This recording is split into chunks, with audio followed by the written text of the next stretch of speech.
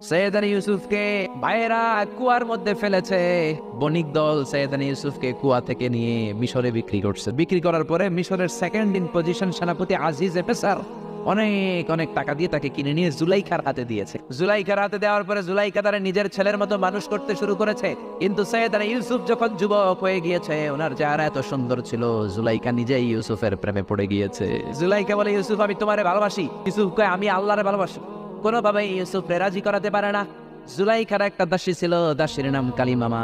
জুলাইখা কালিমামারে বলে, ও কালিমামা, কোনোভাবে ইউসুফরে বুঝাতে পারলাম না, একটা কাজ করবা, আজ রাত 12টার দিকে আমার গোপন কক্ষে নিয়ে আসবা। ওই গোপন কক্ষে যেতে বড় বড় 60টা দরজা পার হইতে হয়, 60টা দরজায় বড় বড় 60টা তালা লাগাবা, তারপরে ইউসুফরে আমার কাছে নিয়ে আসবা।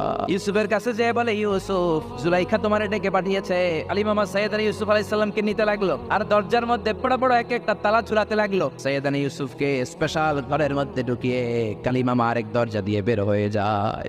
এখন ওই স্পেশাল গোপন কক্ষের মধ্যে শুধু দুইজন মানুষ, জুলাইখা আর ইউসুফ। একের পর এক জুলাইখা তার দেহের কাপড় খুলতে শুরু করেছে। সৈয়দানা ইউসুফ চোখের পানি ছেড়ে আল্লাহরে ডেকে বলে, আল্লাহ, এই বিপদ থেকে তুমি আমারে বাঁচাও। আল্লাহ বললেন, জিব্রাইল, যাও যাও, আমার নবী ইউসুফের কানের সামনে যেয়ে বলো, দরজার দিকে দৌড়াও। জিব্রাইল কানের কাছে এসে বলো, ইউসুফ, দরজার দিকে দৌড়াও। সৈয়দানা ইউসুফ আল্লাহর উপর তাওয়াক্কুল করে দরজার দিকে দৌড়ালেন। প্রথম দরজার কাছে যাওয়ার সাথে সাথেই মুহূর্তের মধ্যে টাস টাস করে প্রথম দরজার তালা খুলে যায়। 6টা দরজার তালা খুলে যাওয়ার পরে সপ্তম দরজার সামনে যখন সৈয়দানা ইউসুফ এসেছে, আল্লাহু আকবার বলে দরজার মধ্যে ধাক্কা দেয়, কিন্তু দরজা খুলে না। পিছন দিয়ে জুলাইখা সৈয়দানা ইউসুফের জামায় ধরে টান দেয়াতে সৈয়দানা ইউসুফ আলাইহিস সালামের জামার পেছন দিয়ে ছিটে গিয়েছে। ইন দ্য মিন টাইম দরজাটাও খুলে গিয়েছে।